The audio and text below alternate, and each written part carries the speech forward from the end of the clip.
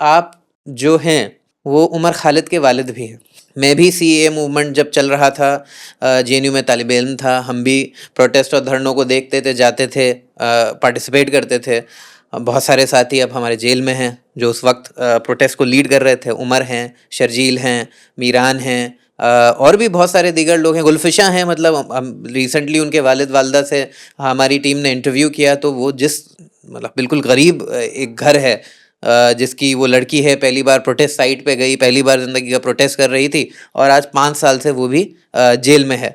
تو وہاں پہ جب ہم دیکھتے ہیں یہ جو ایڈوکیسی ہے, جو سول رائٹس ہیں, آپ کا جو پورا کا پورا انالیسز ہے کہ بھئی ہم کامن گراؤنڈز پہ کام کر سکتے ہیں. یو اے پی اے کا شکار صرف مسلمان نہیں ہیں, دوسرے لوگ بھی ہیں.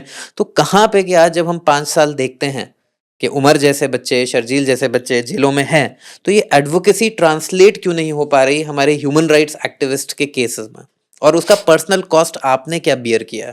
ہمارا کہنا یہ ہے کہ اصل میں موجودہ جو حکومت ہے, ایک تو یہ ہمیں مٹیریلی نقصان پہنچانے کی کوشش کر رہی ہے, یہ ہمیں ایجوکیشنلی نقصان پہنچا رہی ہے, یہ ہماری نمائندگی کو ختم کر رہی ہے پارلیمنٹ اسمبلیوں سے, یہ ہمیں مارجنلائز کرنا چاہتی ہے پوری طرح سے.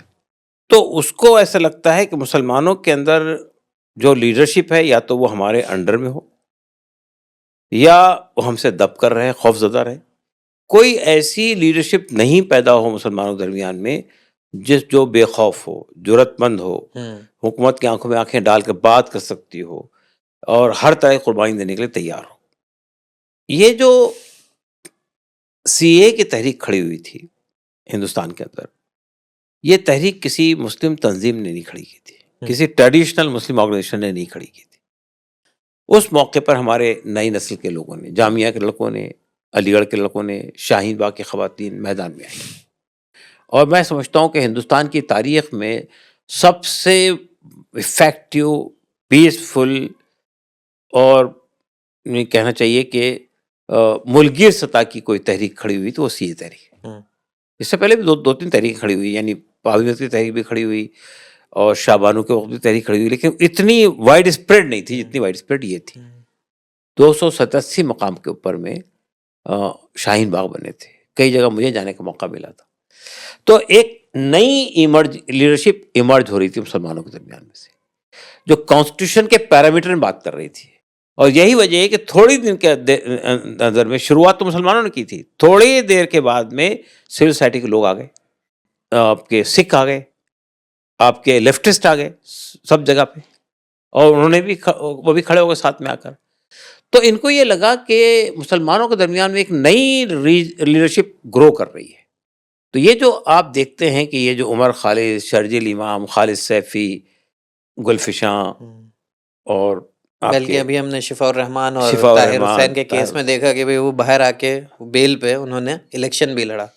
ہاں, تو یہ جو ان لوگوں کو انہوں نے ایک بالکل ایسے کیس میں جس کا کوئی دور دور تک تعلق نہیں ہے, دلی میں دنگے ہوئے, ان سے جوڑ دیا. دنگے کس نے کیے, کس نے کرائے, حکومت چھتا جانتی ہے, لیکن اس سے ان کو جوڑ دیا. تو وہ یہ سمجھ رہے تھے کہ, اور ان پہ یو اے پی اے لگا دیا کہ ہم ان کو جیلوں کے اندر سڑا دیں گے.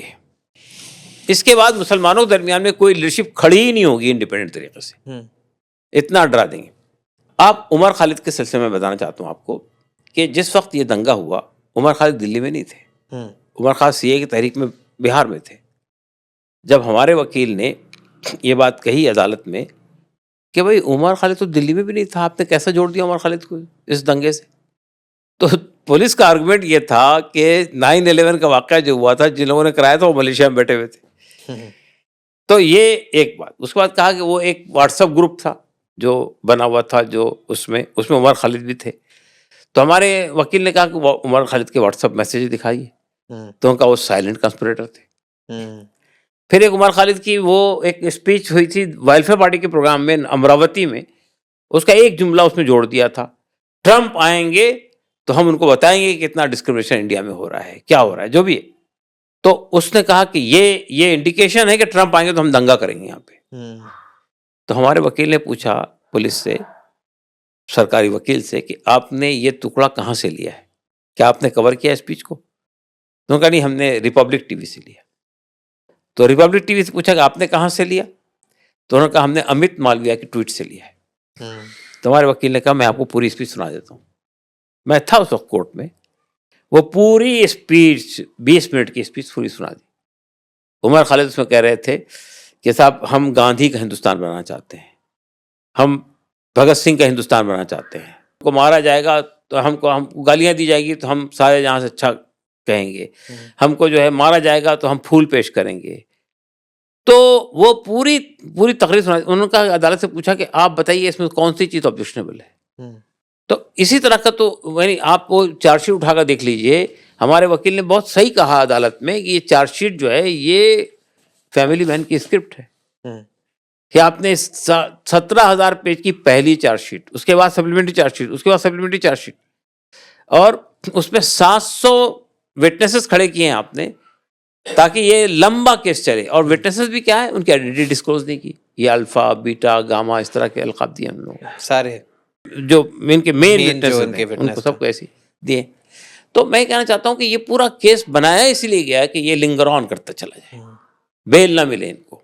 آپ دیکھیے عمر کے کیس میں بتا رہا ہوں میں آپ کو کہ پہلی عمر کی بیل کی درخواست ڈالی گئی تھی تو 1.5 سال تک کے لوور کورٹ میں بحث ہوئی, 1.5 سال تک کے. اور 1.5 سال کے بعد میں ایک سینٹنس کا جواب تھا عدالت کا, پرائما فیسا کیس ہے اس لیے بیل نہیں مل سکتی. اس کے بعد ہائی کورٹ میں آئے ہم. وہی ہائی کورٹ, وہی جج, وہی بینچ جس نے آصف تنہا, کالیتا دیوانگنا کو بیل دیا تھا اور بہت ہی اچھا ججمنٹ دیا تھا, پورے دھجیاں اڑا دی تھی, پوری چارج شیٹ کی دھجیاں اڑا دی تھی. وہی جج نے جب عمر کا کیس آیا تو اس نے بھی یہ جواب دے دیا, پرائما فیسا کیس ہے اس لیے بیل نہیں مل سکتی. 9 مہینے تک وہاں پہ بحث چلی ہے. اس کے بعد ہم لوگ سپریم کورٹ گئے. سپریم کورٹ میں 9 مہینے تک بحث ہوئی, 14 بار ایڈجورنمنٹ ہوا. کپل سبل جو لیڈ کر رہے تھے آرگومنٹ کو, انہوں نے کہا مجھے صرف 20 منٹ چاہیے, 20 منٹ بحث کرنے کے لیے, اگلی بار دیں گے. ہر بار ایڈجورنمنٹ ہو رہا ہے.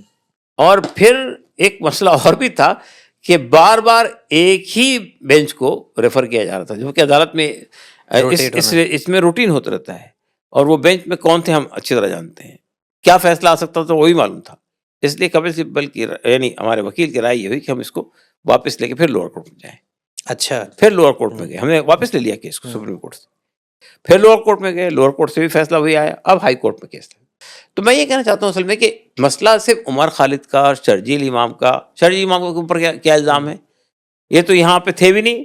انہوں نے کہہ دیا تھا کہ اس حکومت کو ہم کمپیئر کر سکتے ہیں اسی وقت جب یہ چکن وہ جو ہے اس کا نیک اس کو کاٹ دیں مطلب اس کو بلاک کر دیں.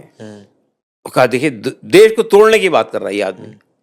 تو آپ یعنی الزامات کو آپ اندازہ لگائیے, اسی طرح کے الزامات ہیں بےہودی قسم کے. بنیادی مسئلہ یہ ہے کہ یہ بچے جیل میں سڑتے رہیں, کان پکڑ لیں کہ ہم آئندہ کوئی تحریک نہیں چلائیں گے باہر. اور جو باہر بھی ہیں لوگ وہ بھی ہمیشہ کے لیے چپ چاپ رہ جائیں. ہاں بس یہی ہے, حکومت اور آپریشن کے خلاف کچھ آپ بولے اندازہ لگائیے کیس یہ بیل بھی مل جائے ان کو تو کیس تو ختم نہیں ہوگا. یہ کیس میں 700 گواہ ہیں, اتنا بڑا چارج شیٹ ہے, زندگی بھر اسی میں انوالو تو لگا رہا. تو یہ جو کوشش ہے کہ مسلم لیڈرشپ کے اندر, مسلمانوں کے اندر کوئی نئی جرت مند لیڈرشپ حکومت کی آنکھ میں آنکھ ڈال کر بات کر سکے, کانسٹیٹیوشن کے فریم ورک میں بات کر سکے, ہیومن رائٹس کے فریم ورک میں بات کر سکے, ایسی لیڈرشپ تیار نہ ہو جائے.